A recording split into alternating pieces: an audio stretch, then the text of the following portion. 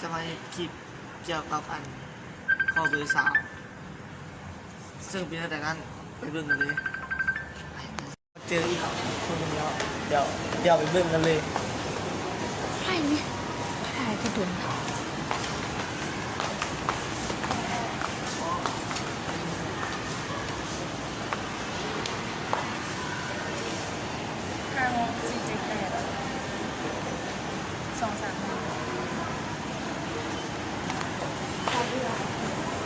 คลิปเล่นๆใช่ไหม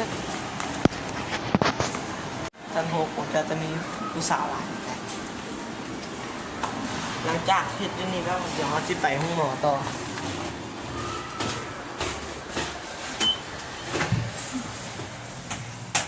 ไปกันเลยไปเลย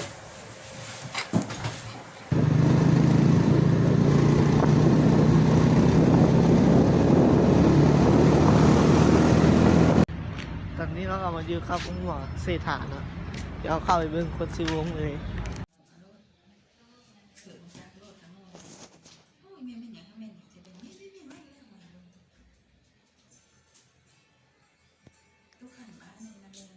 เหนื่อยแค่ไหน